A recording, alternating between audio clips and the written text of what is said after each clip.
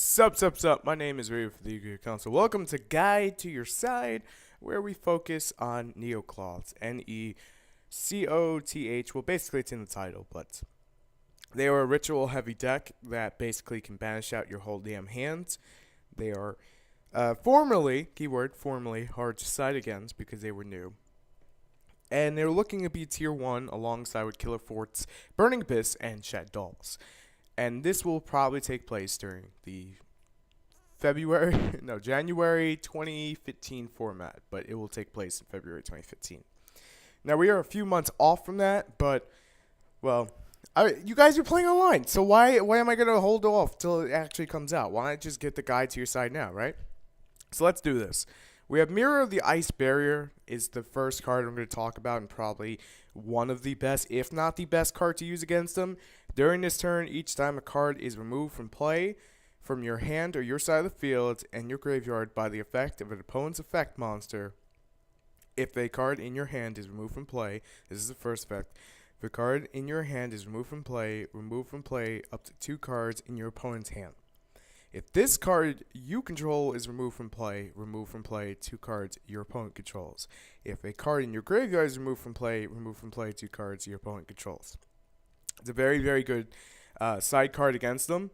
You just basically set it on the field, and when they start doing their version of Trishulia, which is basically a ritual version of Trishulia, it's one of their monsters wearing Trishulia's armor.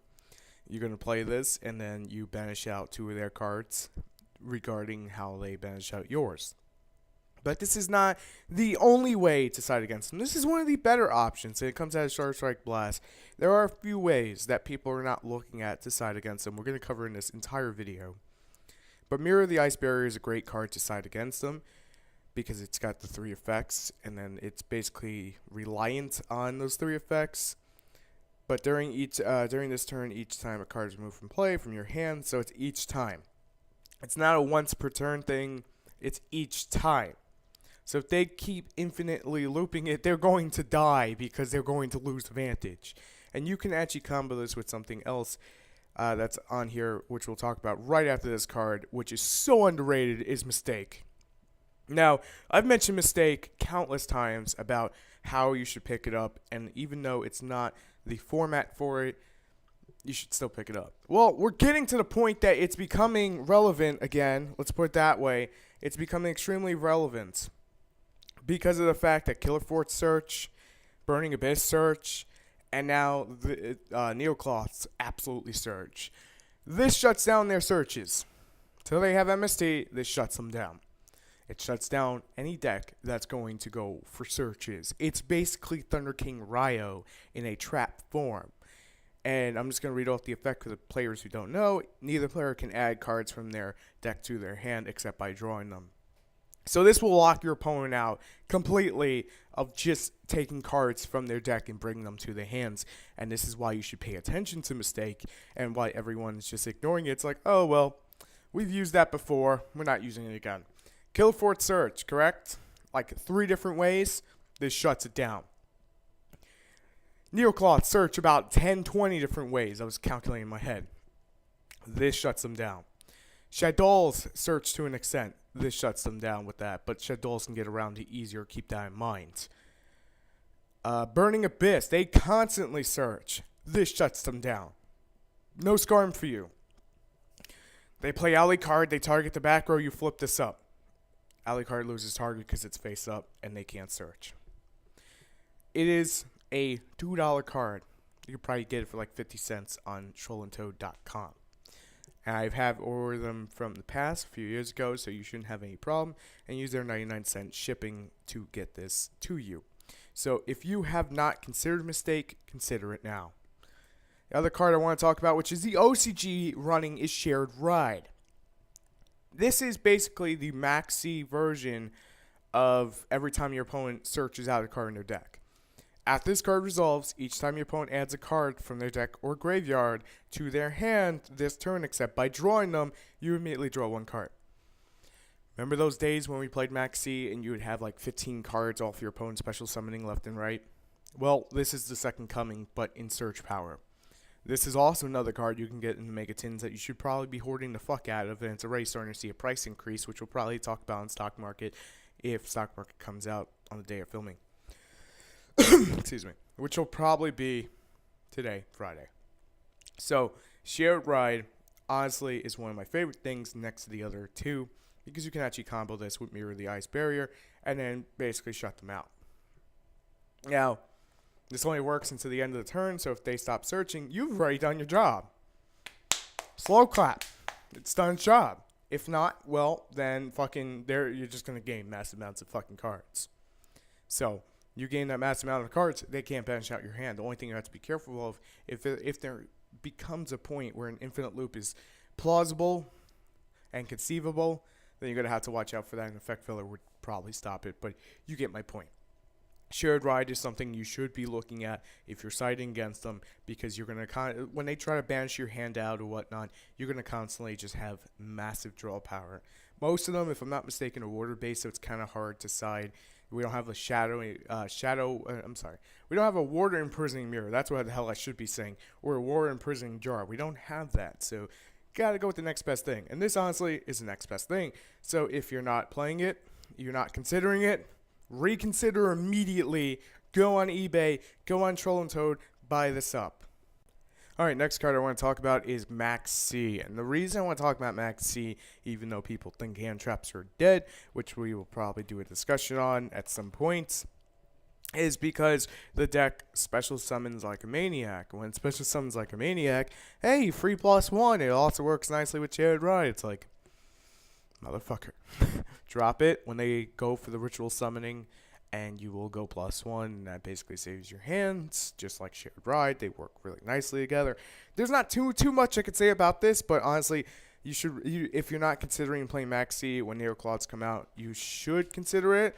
But I would say play Shared Ride, Mirror, or Mistake first. But Maxi is another great option that you can use against them. So don't feel like Maxi is no longer any good. It's still really good, you know. And if you're main decking it, then that's better. And you know, it's one less thing you have to worry about. Effect Viller also, I'll probably just add in Effect Viller or something. Effect Viller also works against them really nicely, because Effect Viller can just negate out the Trishulia of the Necloths. I'm not fully sure what the English name is yet. But they mostly do searching, so that's what most of this video is going to focus on. We also have Macros Cosmos, because they do use their graveyard to recover their stuff, basically. Like, okay, banish this out, banish that out, search from your deck. So if they don't have access to that, they're going to lose advantage pretty damn quickly. Their whole strategy kind of is like Hat in a way, but with rituals, where it's put a lot of pressure on the board, make you lose all the advantage in the world, and just win, you know, or just swarm you. It's pretty much like that kind of, somewhere around there. Maybe a little bit off.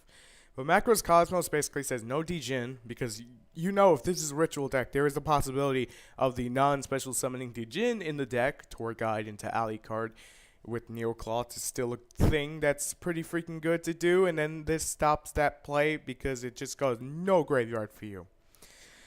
And it gets sad. Then it gets sad. But in all honesty, like, Macros Cosmos is really good just to banish out that stuff, so that way they can't utilize their graveyard as much as they would like to. And when they can't utilize their graveyard, oh boy, are they sad. They just get fucking mad. And then this is why they have to run 3 MST. It also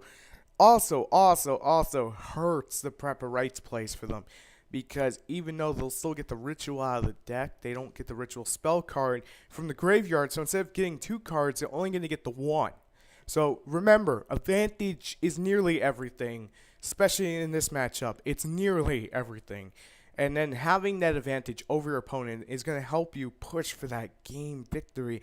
And Macros Cosmos just says no fucking graveyard, and it also works against Shaddoll. So you don't have to worry about just focusing on Necloths, or just focusing on, you know, what the hell did I just say, Shaddolls. And it also works against Burning Abyss. So if you're already siding it, good. If not, this is one to consider, because, hey, look, that's 3 matchups. Killer Forts are still going to, you know, be something that you can't really use yourself against, but a good chunk of the game is affected by the graveyard. So Macros Cosmos is just gonna get in there and bitch smack them all around left and right. So definitely play Macros Cosmos. Also consider If you're going to play macro, play D-Fissure. D-Fissure plus macro is like peanut butter and jelly or peanut butter and bananas. They just go together, and you know that they belong together. Strawberry banana smoothies, you want to make it. Well, you know what? Fuck the references. The point is, they go together right, and you should be using both of them together, because just like the other one, but this doesn't affect the spell cards, hence it's a little bit weaker and kind of sucks. I'm just going to put it out there. When you can't affect the Necloth's ritual spell cards that are the ones using the effect, that does that does hurt a little bit. But getting rid of the Necloths that go to the graveyard with your normal back row, that's going to hurt. And then they won't be able to banish out to use the ritual spell cards effect to get the search to go off.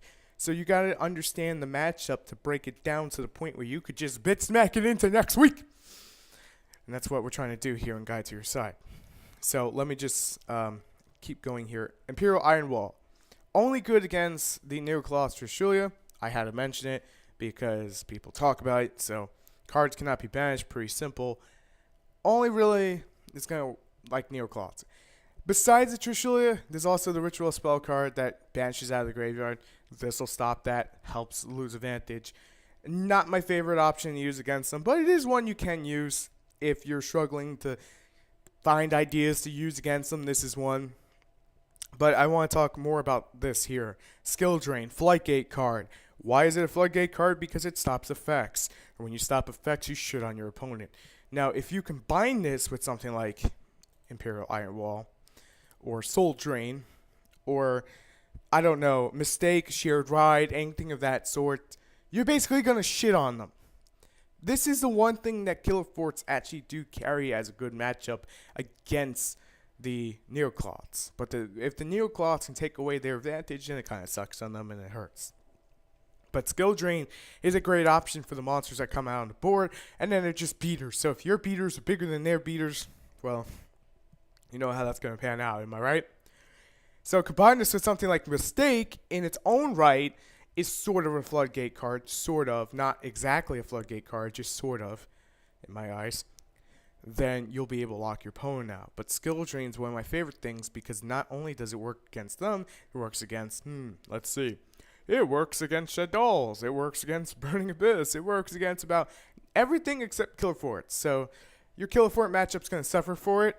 But then again, you're not going to be citing this in the Killer Fort matchup. And that's why they invented Fairy Wind and Spell Shattering Arrow and like 20 other things just to shit on them called MST. Just saying. Not that you're actually going to shit on them, but I'm just saying. Skill Drain is amazing. So if your deck can handle Skill Drain, you can get away. You're not hurt by it as much. This is one to play against Necloths without question because you'll just shut them out and you'll shut them out hard. And when they can't use their effects to screw you over and they only have the beaters and you can have a bigger beater than their beaters or you're playing Boojin, you drop them fucking cranes or whatever the hell the case may be, then they're going to have a harder time beating you. So consider Skill Drain. This is one hand trap that, in my eyes, doesn't get enough attention, is Droll and Lock Bird. If your opponent adds a card or cards from their deck to their hand, except the draw phase, you could send this card to the graveyard for the rest of the turn. They get the first one. For the rest of the turn, neither player can add cards from their deck to their hand except by drawing them, which is also considered adding a card to the hand. So this kind of works against the idea of what you want to do. Like, if your opponent's playing Share a Ride, you could drop this, and then they're just like, motherfucker. But then again, I don't know if they can drop it. Adds a card from their deck to their hand, except during the draw phase. Yes, it would. Okay. So it actually would.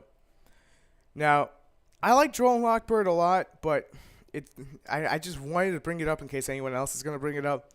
It's not that viable in this matchup. You're better with something like Thunder King Ryo in this matchup. You want to stop their special summons. You want to stop their ritual searches. You want to basically just shut the deck down before it can go off on you.